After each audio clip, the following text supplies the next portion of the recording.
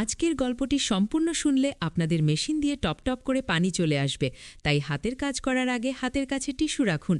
সেদিন আমি হঠাৎ দেখতে পেলাম ভাই একজন মজিলার সঙ্গে এমন একটি মুহূর্ত ভাগ করছে যা গভীর এবং অনেকটা ব্যক্তিকর।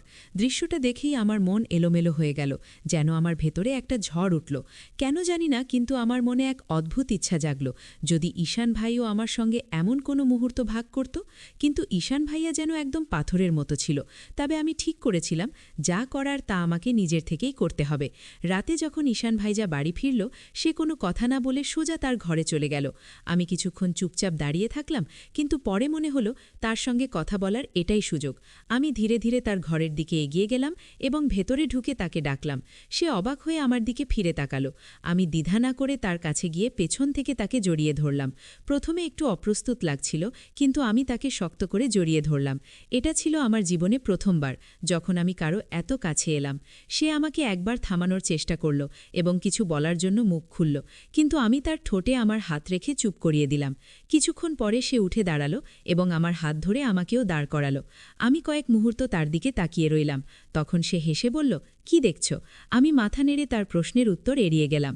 আমি হালকা মাথা নেড়ে বললাম, কিছু না, কেবল তোমাকে দেখছি। ভাইজা, তারপর বন্ধুরা, আজকের গল্পটা অনেক বেশি স্পেশাল। আশা করছি তোমাদের ভালো লাগবে। আমার নাম পায়েল। আমার উচ্চতা 5 ফুট 4 ইঞ্চি, বড় বড় চোখ, লম্বা চুল এবং 2 বছর বয়সী এক তরুণী। আমি দেখতে অনেক সুন্দর আর আকর্ষণীয় ছিলাম। গায়ের রং ছিল একদমই ফর্সা। জার্মানিতে আসার পর ভাইয়ের বন্ধু ঈশানকে দেখে আমার মনে অন্যরকম অনুভূতি হয়। ঈশান প্রায় 2-5 বছরের এক সুদর্শন যুবক। তার লম্বা গরম শ্যামলা রং এবং ঈশান ভাইয়ের স্বভাব আমাকে আকৃষ্ট করেছিল। আমি একটি ছোট শহর থেকে পড়াশোনার উদ্দেশ্যে জার্মানিতে এসেছি। আমি এখানে আমার বড় ভাইয়ের সাথে একটি অ্যাপার্টমেন্টে থাকি। অ্যাপার্টমেন্টটি বেশ বড়। আমার ভাই এখানে প্রায় 5 বছর ধরে থাকে। তার একজন ঘনিষ্ঠ বন্ধু ঈশান তার সাথেই এই ফ্ল্যাটে থাকে এবং গত 4 বছর ধরে এখানে আছে। আমি জার্মানিতে আসার আগে পাকিস্তানের একটি কলেজে পড়াশোনা করতাম। আমার ক্লাসমেটরা প্রায়ই আমার প্রতি আগ্রহ দেখাত, কিন্তু আমি কখনোই তাদের গুরুত্ব দিইনি। এক পর্যায়ে আমার পরিবারের ইচ্ছায় আমি জার্মানিতে পড়ার সুযোগ পেয়ে এখানে চলে আসি। আমার বাড়ির লোকেরা শর্ত দিয়েছিল আমি একা থাকব না, ভাইয়ের সাথেই থাকতে হবে। ঈশান ভাইজা খুব গম্ভীর স্বভাবের ছিল। সে কখনোই আমার প্রতি অযথা আগ্রহ দেখাত না।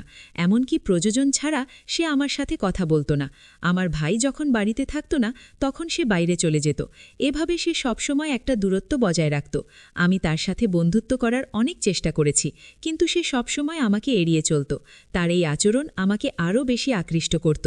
তার সঙ্গী এবং মার্জিত স্বভাবের কারণে আমি ক্রমেই তার প্রতি দুর্বল হয়ে পড়ি। একদিন আমার ভাই একটি অফিসিয়াল ট্যুরে বাইরে যায়। বাড়িতে তখন আমি এবং ঈশান ভাইজা একাই ছিলাম। সেই দিন ঈশান আমার সাথে কিছু সময় কাটাতে রাজি হয়। আমরা গল্প করতে শুরু করি। তার ভদ্রতা এবং সহজ সরল স্বভাব আমাকে মুগ্ধ করে। ধীরে ধীরে আমাদের মধ্যে বন্ধুত্ব গড়ে ওঠে, যা একসময় অন্যরকম একটি সম্পর্কের রূপ নেয়। আমি তাকে মন থেকে চাওয়ার অনুভূতি দিনে দিনে বেড়েই চলেছিল, তবে মনে সবসময় একটা ভয় কাজ করত। যদি আমি কখনো তার সঙ্গে কথা বলার চেষ্টা করি আর সে আমার ভাইকে বিষয়টা জানিয়ে দেয়, তবুও আমি তাকে লুকিয়ে লুকিয়ে দেখতাম, কিন্তু প্রতিবারই হতাশা নিয়ে ফিরতে হতো। সে ছিল খুবই ভদ্র এবং ভালো স্বভাবের একজন মানুষ। আজাদ পরিবেশে থেকেও সে সব রকম খারাপ অভ্যাস থেকে দূরে ছিল। অন্যদিকে আমার ভাই মাঝে মাঝে ছুটির দিনে বন্ধুদের সঙ্গে পার্টি বা ক্লাবে যেত। ফিরলে তার পোশাকে এবং কথায় অ্যালকোহলের গন্ধ পাওয়া যেত, কিন্তু সেই ছেলেটি এসব কিছুর থেকে সম্পূর্ণ দূরে থাকত। এটাই হয়তো আমাকে তার প্রতি গভীরভাবে আকৃষ্ট করেছিল। একদিন ঈশানের শরীর খারাপ ছিল। সেদিন সে সারাদিন বাড়িতেই ছিল। আমার ভাই তখন অফিসে। আমি কলেজ থেকে তাড়া ফিরে এলাম এবং ওর জন্য 1 কাপ চা বানিয়ে নিয়ে গেলাম। চায়ের কাপটা নিয়ে এসে চুপচাপ বসে চা খাচ্ছিলাম। আমি ওর পাশে একটা চেয়ারে বসে গল্প করার চেষ্টা করলাম। ও মাঝে মাঝে উত্তর দিত, আবার কখনো চুপ থাকত। ওর নির্লিপ্ততায় বুঝতে পারছিলাম সে আমাকে এড়িয়ে চলার চেষ্টা করছে, কিন্তু আমি নাছোড়বান্দা মন স্থির করলাম, দেখি ও আমাকে আর কতক্ষণ এড়িয়ে চলে। গল্প করার এক পর্যায়ে আমি সরাসরি তাকে জিজ্ঞাসা করলাম, তুমি আমাকে এত এড়িয়ে চলো কেন? তখন ঈশান ধীরে ধীরে বলল, তুমি আমার প্রিয় বন্ধুর বোন, তাই আমি কখনো এমন কিছু করতে চাই না যাতে সে আমার উপর থেকে বিশ্বাস হারায়। ওর এই উত্তর আমাকে স্তব্ধ করে দিল। ঈশান বললে, বন্ধুর বোন আমার নিজের বোনের মতো। তার কথাটি শুনে আমি মৃদু হাসলাম এবং বললাম, বন্ধুর বোন কি বন্ধু হতে পারে? আমার এই প্রশ্নে সে চুপ হয়ে গেল। কিছুক্ষণ চুপ থাকার পর আমি তাকে সরাসরি বললাম, আমি তোমাকে পছন্দ করি, আর আমি তোমাকে জয় করেই ছাড়ব। ঈশান তখন শান্ত গলায় বলল, পায়েল, এটা ঠিক নয়। যদি তোমার ভাই জানতে পারে তবে সে তোমাকে কিছু বলবে না, কিন্তু আমার উপর পুরো দোষ চাপাবে। আমি চাই না আমাদের বন্ধুত্বের মাঝে কোনো ঝামেলা আসুক। আমি হেসে বললাম, তুমি ওসব নিয়ে চিন্তা করো না, এটা আমার ব্যাপার, আমি দেখব কিভাবে সমাধান করব। তার এ ধরনের কথাবার্তা আমাকে একটু সাহস জোগাল। মনে হলো তার মনে কোথাও একটা কোমল অনুভূতি রয়েছে, আর আমি সেখানে পৌঁছনোর চেষ্টা করতে পারি। এরপর সময় কেটে যেতে লাগল। 2 সপ্তাহের মধ্যে বিশেষ কোনো অগ্রগতি হলো না। এদিকে আমার ভাই রাতে একটি নতুন চাকরি শুরু করে, যেখানে আগের চেয়ে বেশি বেতন পেত। আমি তাকে বললাম, তুমি এই চাকরি নিজ না, রাতে বাড়িতে আমি একা থাকব। ভাই বলল, তুমি একা কেন? ঈশান তো বাড়িতেই থাকবে। ঈশান তখন আমাদের সঙ্গে বসেছিল। আমি ভাইকে বললাম, ঈশান এমনভাবে থাকে যেন বাড়িতে কেউ নেই। তুমি যখন থাকো তখন আমার একাকিত্ব লাগে না, তোমার সঙ্গে কথা বলে সময় কেটে যায়। ভাই হাসল এবং বলল, তাহলে তোমাদের মধ্যে ভালো করে বন্ধুত্ব গড়ে তোলো। ঈশান তো ভালো ছেলে। আমার ভাইয়ের কথা শুনে মনে হলো পরিস্থিতি ধীরে ধীরে আমার পক্ষে এগোচ্ছে, আর আমি ধৈর্য ধরে অপেক্ষা করলাম যে একদিন ঈশান তার হৃদয়ের দরজা খুলে দেবে। আমি বললাম, ভাই আপনি থাকেন না, আর ঈশান তো আমার সঙ্গে কথা বলতেও ভয় পায়। আমার কথা শুনে ভাই হেসে বলল, কেন ঈশান, পায়েল তোমার অভিযোগ করছে? ব্যাপারটা কি? ঈশান একবার আমার ভাইয়ের দিকে, তারপর আমার দিকে তাকিয়ে আবার নিজের ল্যাপের স্ক্রিনে মনোযোগ দিল। আমি বললাম, ও এমনভাবে আমাকে এড়িয়ে চলে যেন আমি ওকে খেয়ে ফেলব। ও আমার সঙ্গে কথাই বলে না, আর আপনি বলেন আমি একাকিত্ব অনুভব করব? তারপর যোগ করলাম, ভাই আপনি যখন বাড়িতে থাকেন না আর ঈশান আসে, তখন আপনাকে না পেয়ে সেও বাইরে বেরিয়ে যায়। আমি মনে করি যদি আপনি রাতের শিফটে কাজ শুরু করেন তবে ঈশান হয়তো বাড়িতে আসাই বন্ধ করে দেবে। আমার কথা শুনে ভাই আবার হেসে উঠল। সে বলল, তোমাদের দুজনের উপর আমার বিশ্বাস আছে। আমি নিশ্চিত আমার অনুপস্থিতিতে পায়েলার একাকিত্ব আর থাকবে না। ভাইয়ের কথা শুনে ঈশান একটু অস্বস্তিতে পড়ল। সে বলতে শুরু করল, আসলে ব্যাপারটা হলো। ভাই তার কথার মাঝখানে হেসে বলল, ঠিক আছে, এই আলোচনা এখানেই শেষ। পায়েল যাও, আমাদের জন্য চা নিয়ে এসো। আমি চা বানানোর জন্য উঠে গেলাম।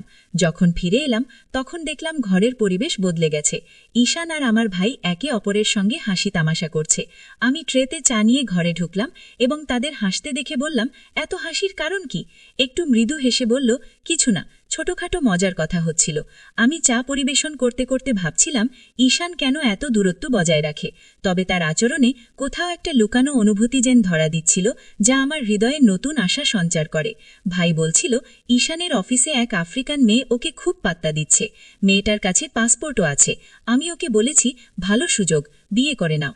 কিন্তু ঈশান একেবারে রাজি নয়। আমি মজা করে বললাম, তুমি না করো তাহলে আমার বিয়ের ব্যবস্থা করে দাও। তবুও মানল না।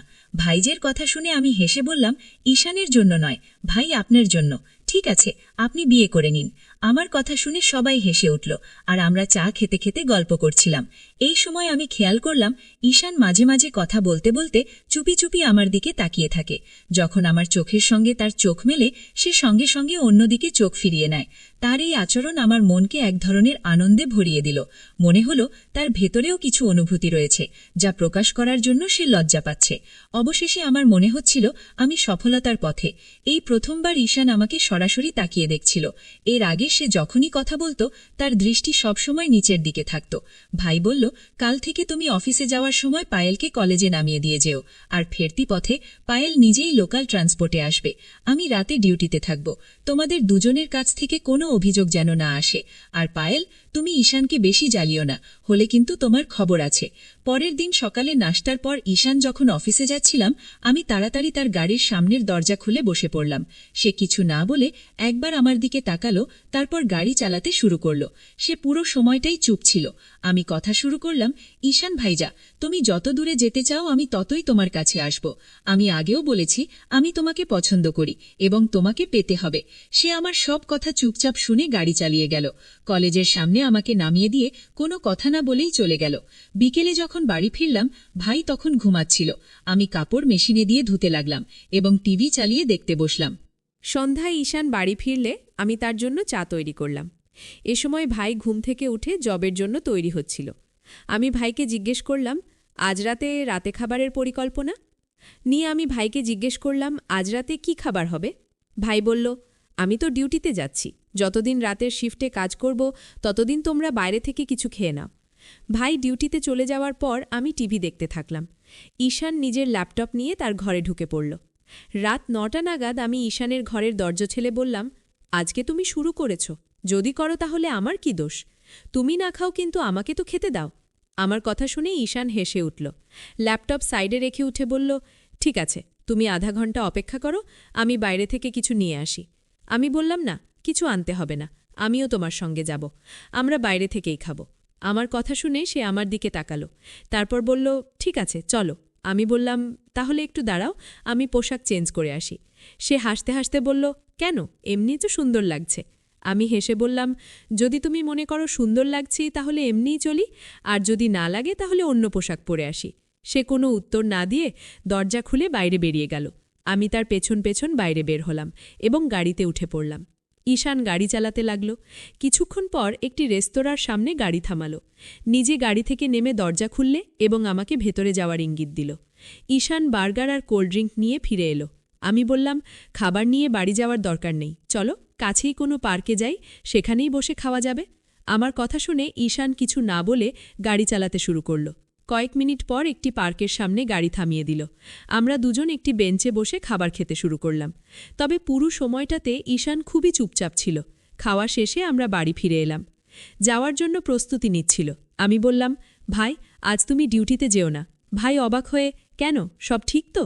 আমি মৃদু হেসে বললাম, হ্যাঁ, সব ঠিক আছে, আসলে আজ বাইরে যাওয়ার ইচ্ছে করছে। যখন থেকে জার্মানিতে এসেছি তোমার সঙ্গে একবারও কোথাও ঘুরতে যাইনি।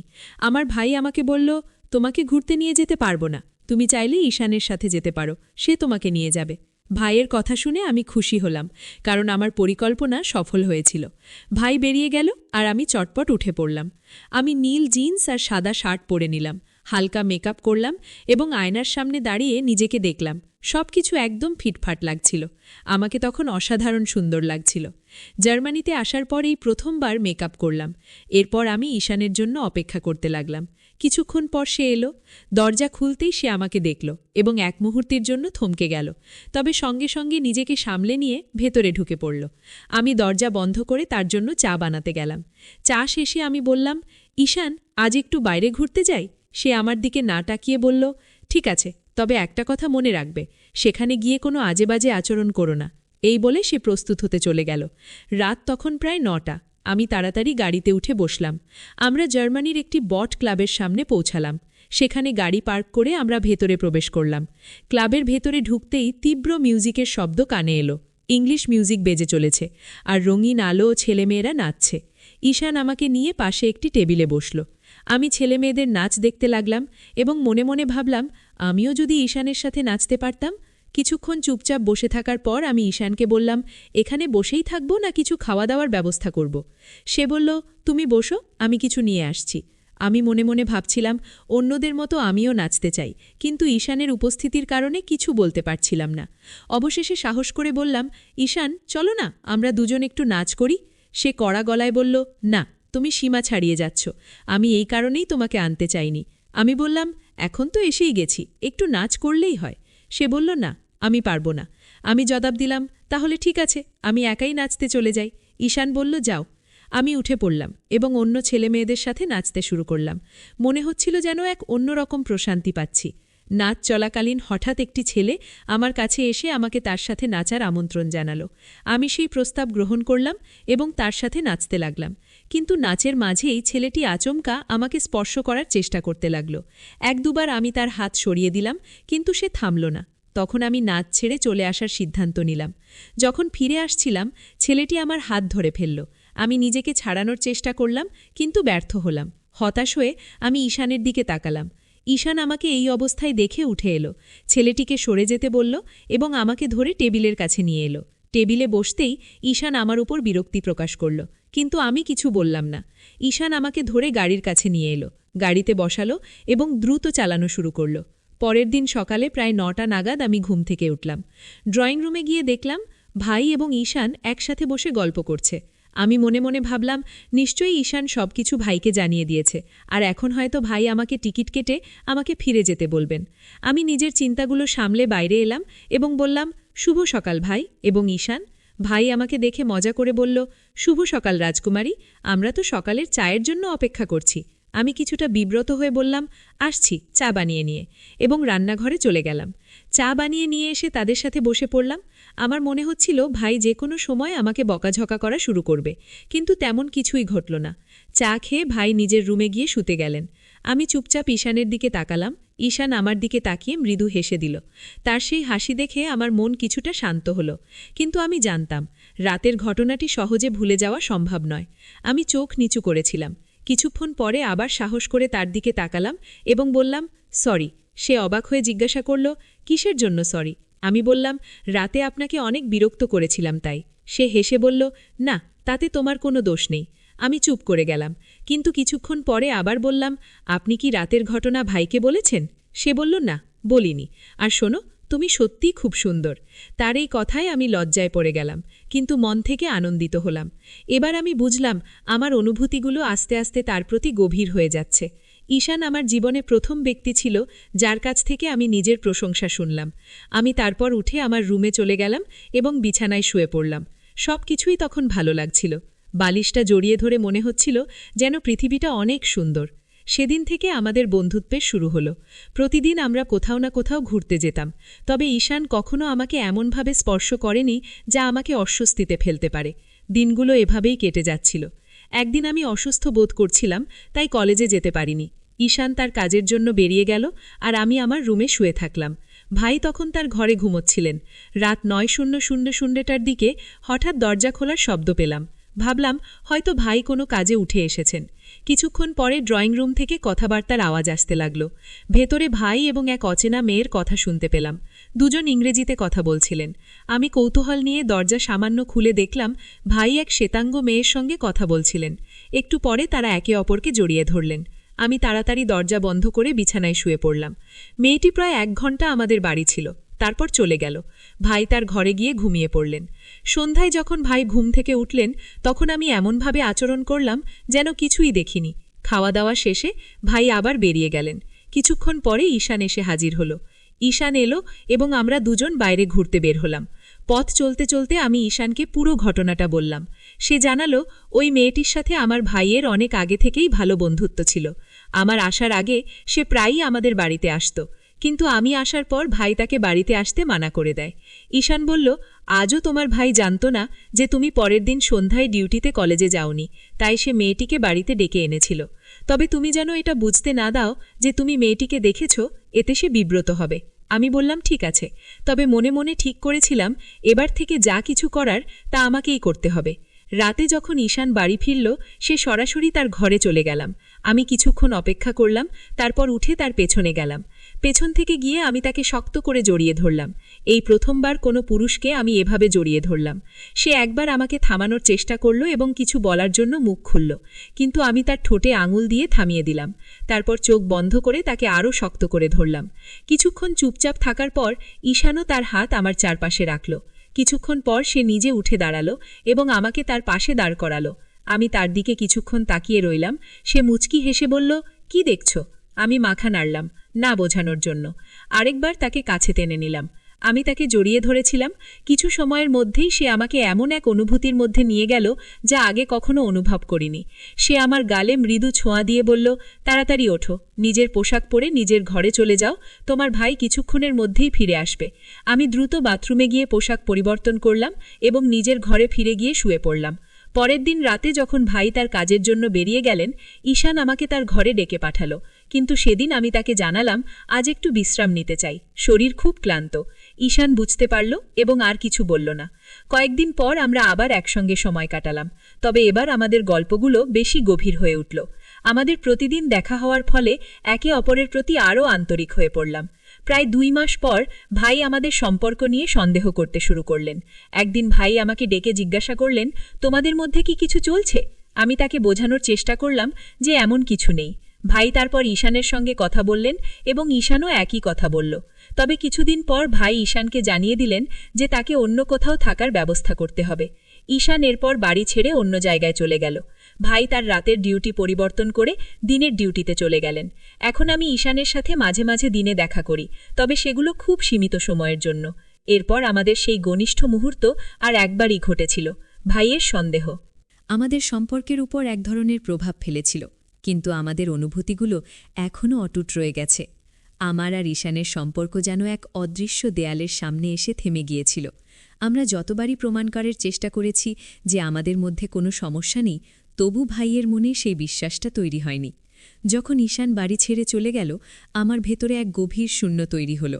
মনে প্রশ্ন জাগল, আমাদের সম্পর্ক কি এতটাই দুর্বল ছিল যে পরিস্থিতির সামনে ভেঙে পড়ল, নাকি এটা শুধুই এক খারাপ সময়ের ফল? ভাই এখন দিনের শিফটে কাজ শুরু করেছেন, আর বাড়ির পরিবেশও বদলে গেছে। বাইরে থেকে স্বাভাবিক থাকার চেষ্টা করলেও ভেতরে ভেতরে আমি ভেঙে পড়ছিলাম। দিনে মাঝে মাঝে ঈশানের সঙ্গে দেখা হলেও প্রতিটি সাক্ষাতে এক ধরনের দূরত্ব আর অস্বস্তি কাজ করত। সেই আগের আনন্দ আর ছিল না। ঈশানের সঙ্গে কাটানো মুহূর্তগুলো এখন আমার কাছে এক রত্নের মতো, যা আমি মনে লুকিয়ে রাখি। তবে আমি জানতাম এভাবে চলতে পারে না। আমি এমন এক জায়গায় এসে দাঁড়িয়েছিলাম যেখানে আমাকে সিদ্ধান্ত নিতে হবে, এই সম্পর্ককে এগিয়ে নিয়ে যাব নাকি সময়ের সঙ্গে বিদায় জানাব। ঈশানের চলে যাওয়ার পর আমার জীবনে এক অভাবনীয় শূন্যতা নেমে এলো। সেই কথাগুলো, সেই মুহূর্তগুলো, সেই নৈকট্য যা আমরা একসঙ্গে ভাগ করে নিয়েছিলাম, সব কিছুই এখন স্মৃতির পাতা হয়ে রইল। আমি নিজেকে বোঝাতে চেষ্টা করতাম যে এসবই হয়তো জীবনের একটা অধ্যায়, সব কিছু ঠিক হয়ে যাবে। আমি নিজেকে প্রতিবার এই কথা বোঝানোর চেষ্টা করতাম, কিন্তু আমার হৃদয়ের গভীর থেকে এক কণ্ঠ বারবার আমাকে দুর্বল করে তুলত।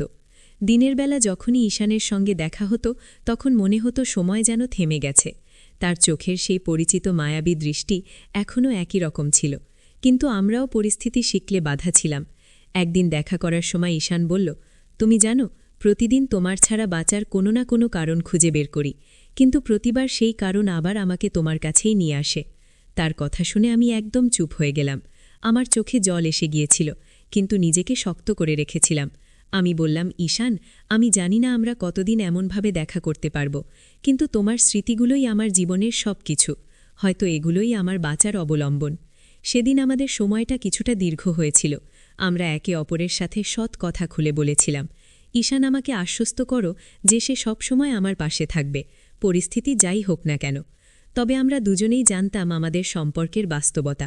এটি এমন এক সম্পর্ক যা সমাজ এবং পরিবারের চোখের আড়ালে ছিল, এমন এক সত্য যেটা কেউই বুঝবে না। ভাই ধীরে ধীরে আমার প্রতিটি কাজকর্মের উপর কড়া নজর রাখা শুরু করলেন। তার চোখে আমার প্রতি বিশ্বাস কমে গিয়েছিল, এবং তার জায়গা উদ্বেগের চেয়ে সন্দেহ বেশি ছিল।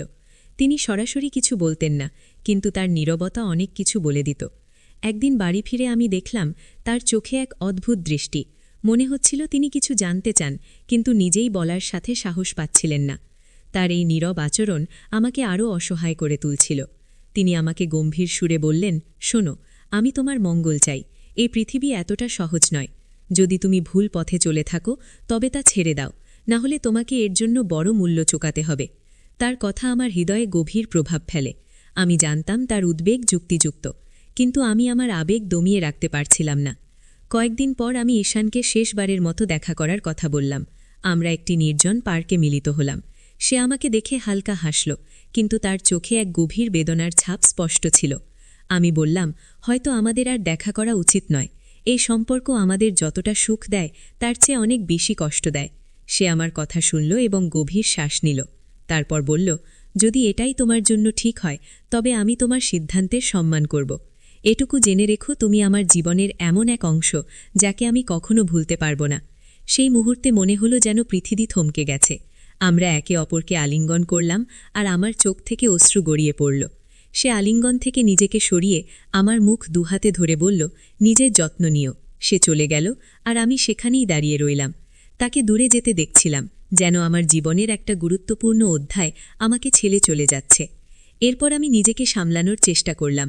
আমি বুঝতে পারলাম, সব সম্পর্ক চিরকাল টিকে থাকে না, তবে তাদের স্মৃতিগুলো আমাদের জীবনের প্রেরণা হয়ে উঠতে পারে।